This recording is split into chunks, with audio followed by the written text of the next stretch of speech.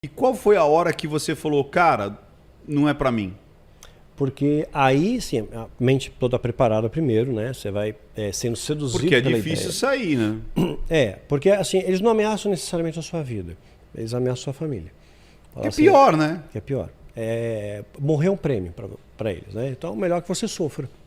Então, acabam com a sua família. Mas o que que fez você acordar de manhã e falar, porra, acho que eu não quero mais isso? Não foi tão simples assim. Eu fui orientado, né, que eu teria que fazer um determinado ritual, e nesse ritual, sim, eu teria que fazer uma execução, Tá. né, de uma criança.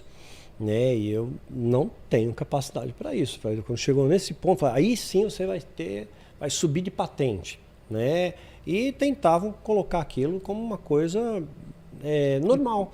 Né, que aquilo ali era vendido, faziam isso há muito tempo, né, que era só mais uma, que somem zilhões de crianças por ano, e isso é vendido no mercado paralelo, na Deep Web, o adrenocrome, né, porque se libera uma descarga de adrenalina, é colhido no momento certo, mas tem que aterrorizar, né, tem que ter medo. Então, o ritual macabro, né, e quando me contaram os procedimentos do ritual, aquilo me deixou meio, assim, eu não posso fazer isso, né, eu não vou conseguir fazer isso. Em paralelo, teve uma história paralela aí. Eu estava namorando uma moça que era evangélica não praticante. Aí, uma vez eu entrei na igreja e estava tendo um grupo cantando louvor. Né? Era o grupo do Miládio, do Nelson, você lembra certo, né? Eu não sei, aquilo me causou um incômodo muito grande, assim, uma raiva desproporcional. Tipo assim, como eles estão adorando a Deus? Aí você já estava no grupinho lá. Tá, então, aí em paralelo, né? Sim. Namorava essa moça aí que não praticante, não era uma diversão para mim só, uma menina a mais, né? Porque lá no satanismo tinha a minha alma gêmea, que diziam, né? E já tinha uma parceirinha escolhida para você. Tinha uma parceirinha. Aí namorava essa menina e ela me convidou para ir na igreja. Eu peguei e fui para zombar mesmo. Vou ver o que esses trouxas fazem, né? Isso. Aí, quando eu escutei aquele louvor, era um louvor de verdade, era adoração de verdade. Era uma época que era de verdade. Hoje em dia virou mais show, virou espetáculo, né?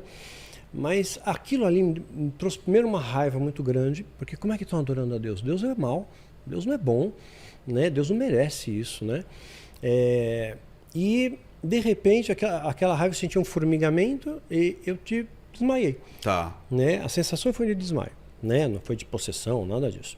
Né? Mas aí me falaram que tinha um demônio que se apossou, mas eu não tenho. Você não lembra, mas eles falam que manifestou ali. Manifestou. Até pessoas depois que leram o livro, né, me escreveram e disseram, eu estava lá naquele dia e tal. Né? Tinha uma galera que estava lá. Que estava presente no culto e viu. Né? Mas teve umas 3, 4 pessoas que falaram sobre isso. Né? Que a entidade se manifestou e foi embora. Aí eu fiquei assim, na época estava em construção a igreja, né? Então tinha muita lama lá. Isso acho que eu posso falar, a Igreja Batista do Morumbi. Na época o pastor Ari Veloso, era um homem de Deus, um cara do bem. E estava em construção. Os cultos eram feitos no que seria, no futuro, o estacionamento da igreja. Então tinha muita lama ainda.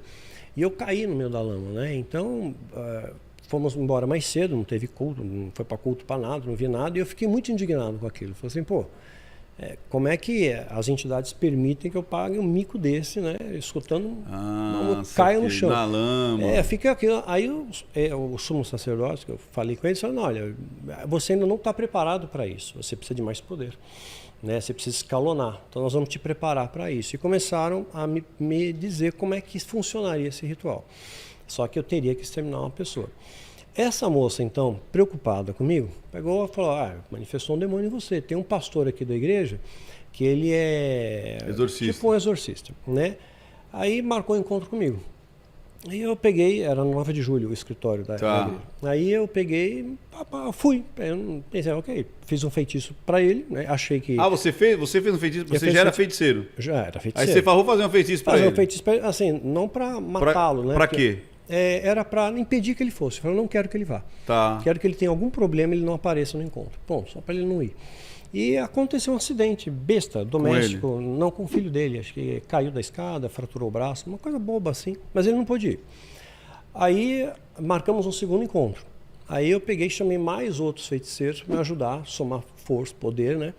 vamos fazer um feitiço maior, vamos causar um dano, vamos machucar ele, né? Que não tinha o poder ainda, como sacerdote, de matar alguém, né? Eles diziam que teria esse poder, né? E porque você libera muita energia vital, né? Isso para eles é muito importante, né? Essa energia vital liberada, né? A Salomão fala do cordão de prata, né?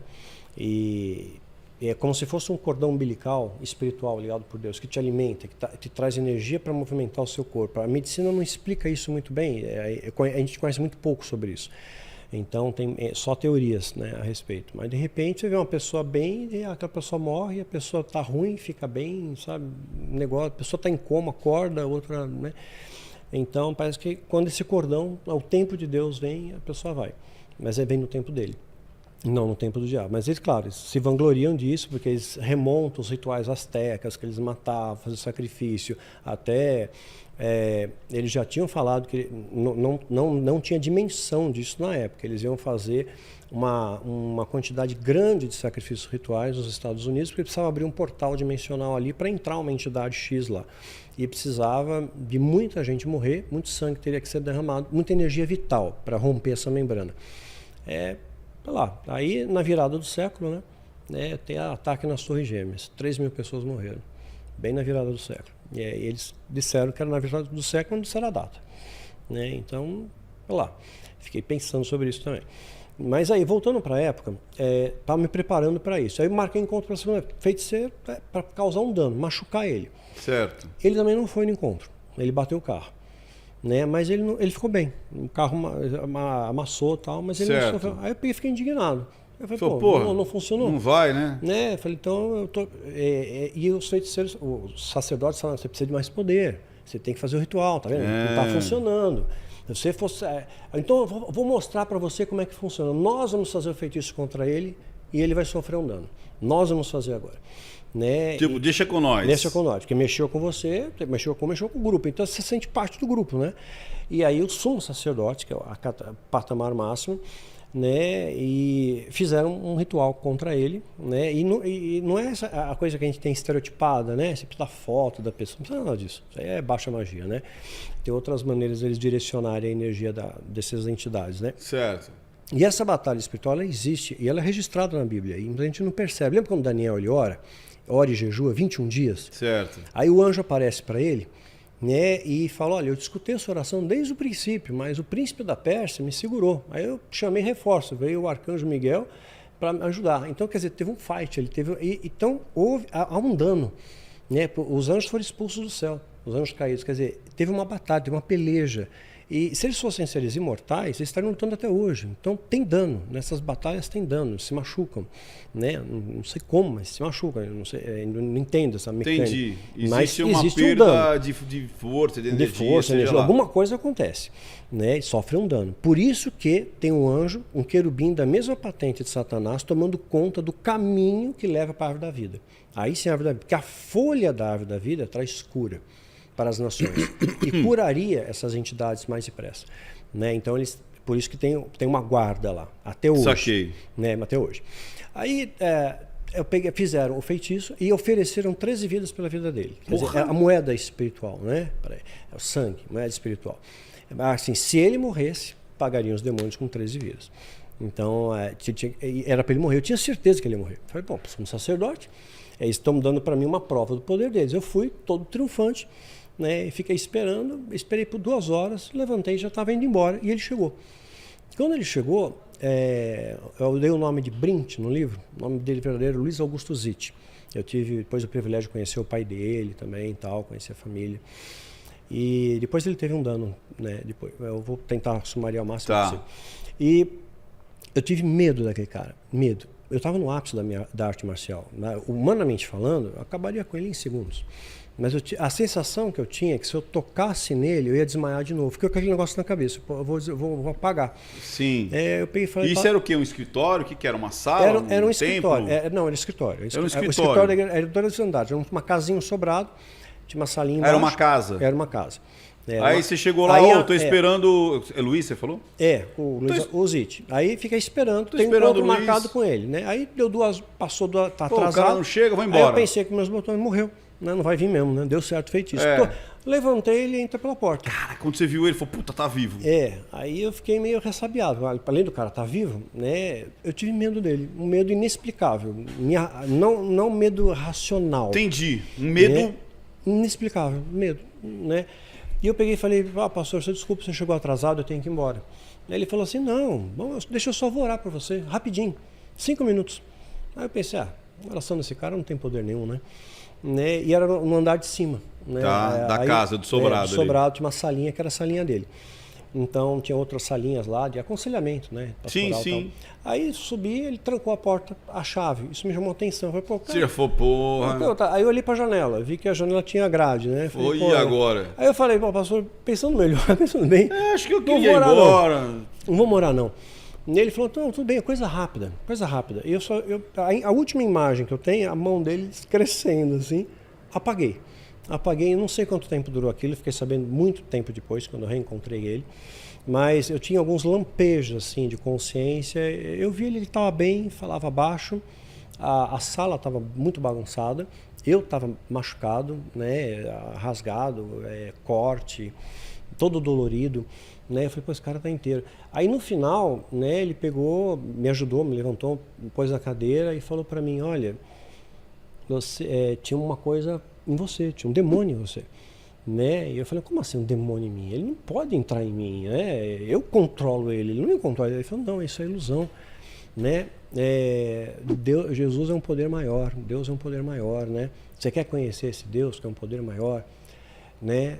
E eu estava meio reticente, aí ele pegou e falou, olhou nos meus olhos, falou, você nunca teve paz na vida. Me quebrou. Acabou ali. Não tinha. Tinha tudo, não tinha nada. Nada. É muito forte isso, né, cara? Muito. Tu sabia o que era isso. Aí eu falei, realmente, não tenho. Tenho pesadelo, não tenho tranquilidade, tenho uma inquietação constante dentro de mim, tenho um ódio dentro de mim que vem de repente do nada, sem motivo, sem aparência, sem nenhum elemento externo. Eu não sei se estou ficando louco, né? Eu vejo vulto, eu escuto voz, eu não sei o que está acontecendo.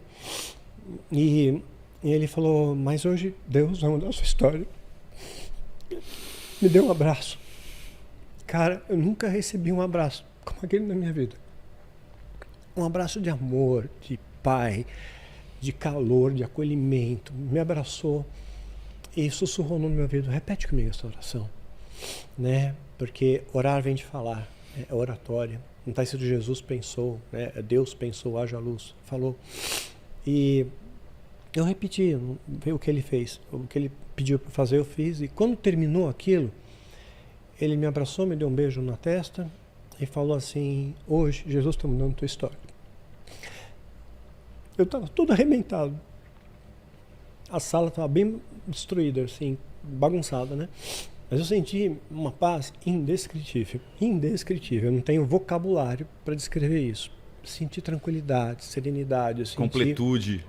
Eu senti, acho que naquele momento eu senti uma centelha da presença de Deus. E eu pensei, como é que Deus pode me amar se eu há minutos atrás eu o odiava? Como é que Ele pode me receber se eu estava contra Ele, né? Que amor é esse? Por que Ele me ama? O que eu tenho? Né? Não tenho nada. Né? E Ele pegou e falou, hoje a sua vida vai ser diferente. Me deu um abraço, né? E falou que podia contar com ele e tal. Voltei para casa, muito feliz, uma felicidade assim, exultante, sabe? E morava com meus pais, né? Então, meus pais, a casa não era grande, então não dava para ter animais de grande porte, mas eu tinha 2 maritacas, né? Tinha um chupim. Tinha 2 maritacas, tinha um chupim, tinha um peixinho e uma tartaruga. Pois é. Eu cheguei em casa, ligou para mim um dos sacerdotes de lá. Eu dei o nome de Zórdico no livro. Ele ligou, ele foi bem empírico. Olha, nós te avisamos, satanismo não é para todo mundo, né? E você não pode sair. Você tem um compromisso conosco. O ritual Tipo, foi uma quarta, era sexto o ritual. Isso aconteceu numa quarta. Você tem um compromisso, nós vamos buscar você na sua casa. E você tem que cumprir, você tem que honrar o compromisso. Se você não honrar o compromisso, sua família vai sofrer o dano. E aí? Aí eu peguei, naquele momento, a única coisa que eu consegui falar foi: Zord, nós estamos errados, Zord. Deus existe, sabe? Ele te ama também. Te ama. Né? Ele desligou o telefone.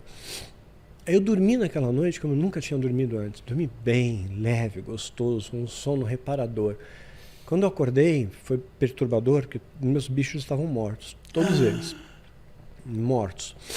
Isso aconteceu outra vez depois, quando eu estava namorando com a Cíntia. Os cachorros morreram na mesma noite, 3 cães. Então a gente começou a entender como é essa dinâmica, tira a energia vital. Então, eu fiquei assustado com aquilo, né? E ligou de novo para mim. E falou assim: morreram, né? Sim, afirmativamente, sabe? Não foi uma pergunta, foi uma afirmação. Né? Eu não consegui responder. Falei assim: se você não fizer o compromisso que você tem conosco, seu pai, sua mãe, seus irmãos vão morrer em sacrifício. O sangue deles vai ser dado pelo seu sangue. Eu tive muito medo. Tentei falar com aquele pastor, né? Não consegui. Não estava na igreja, não tinha celular naquela época. Então peguei a minha bicicleta, pedalei até o Parque de Ibirapuera, onde tem um batalhão do exército. Na minha cabeça, inocente, eu achava que se eu estivesse perto do exército, o exército me defendia.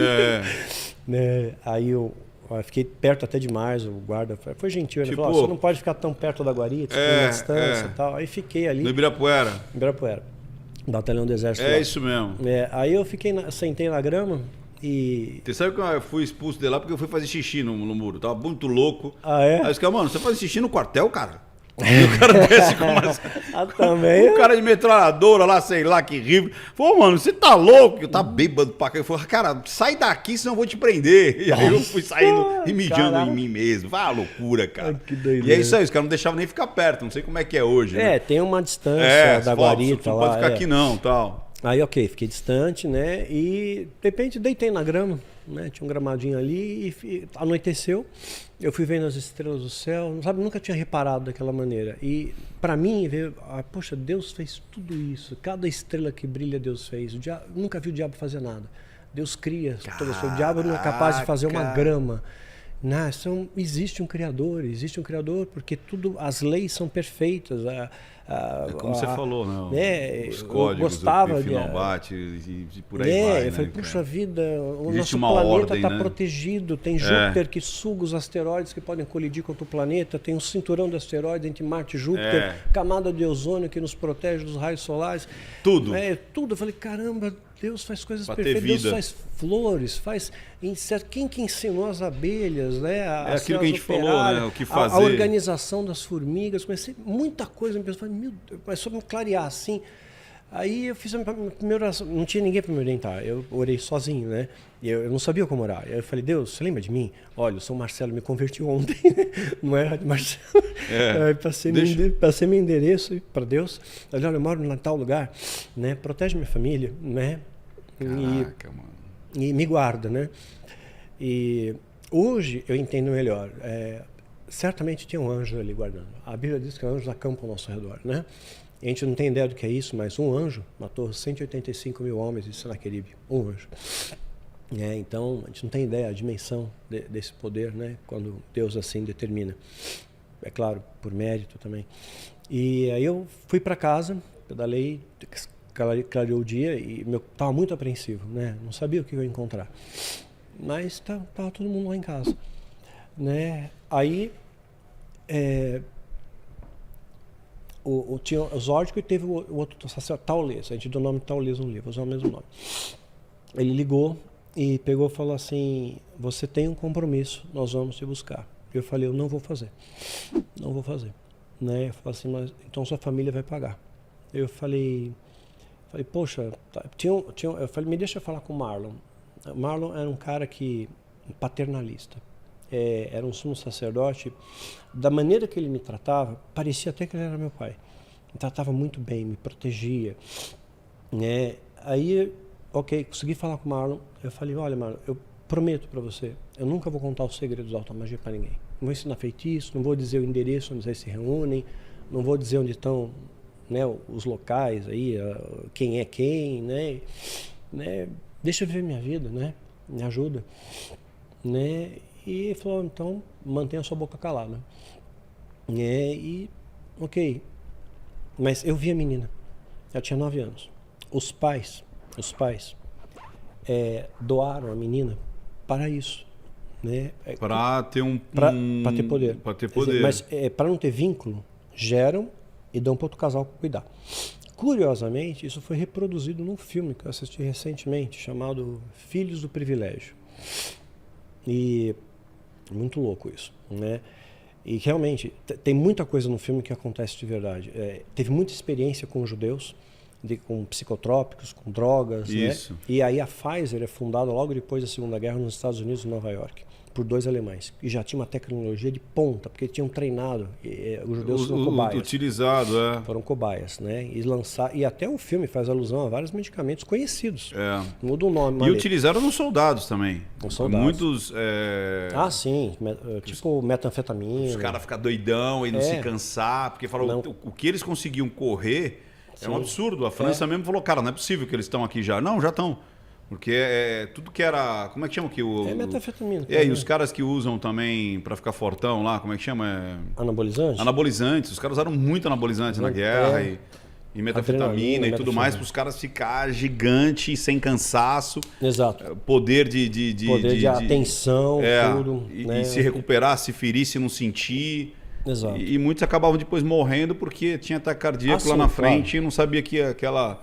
O corpo cobra Mas fratura. os caras testaram muita coisa na guerra, o corpo cobra fratura. Sei lá, coincidência ou não, desde os meus 18 anos, 18, 19 anos, eu nunca fiquei doente, nunca tive nada, né? Nunca peguei um resfriado. Então, não sei se é alguma coisa genética, se é alguma coisa que eles injetaram em mim, não sei. Mas, tá na permissão de Deus, ele sabe. E é claro, eu pensei nisso também quando meu filho foi, quando minha esposa foi. Você pensou se foi Porque eu publiquei num livro, ficção, uma trilogia, Quilain, onde eu retrato um satanista legítimo, nasceu num berço satânico, tem toda uma doutrina, e ele conhece uma cristã legítima, mas não cristã de frequentar a igreja. Ela acredita em Deus, ela tem a fé dela, Sim. mas ela é pura. E eu criei na história uma maneira dos dois se conectarem, para eles se conhecer e ter uma conversa, um duelo de ideias, eles se apaixonam e tudo mais. E acabei fazendo um final que felizmente trouxe um impacto muito positivo para muita gente, mas eu descrevi, né? Não nos detalhes, evidente, né? Eu mostro um carro para você, só que eu tiro a chave e tiro a gasolina, né? Então não dou os elementos que fariam o ritual funcionar. Sim. Né? Mas eu passei alguma informação, né? Não foi informação completa. Então não sei, eu cheguei a pensar nisso, mas a hora que eu fiz... Que pudesse ter sido um castigo, uma retaliação. Uma retaliação. Aí, quando eu orei a Deus e falei, Senhor, então seja feita então a tua vontade, não a minha, que tudo tem um propósito.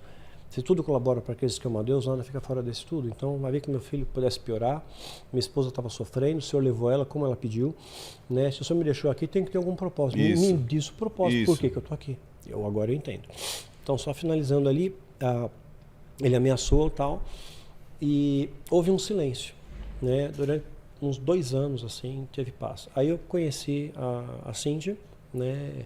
Abri uma igreja na rua da minha casa. Nunca mais consegui contato com o Zite. Sumiu.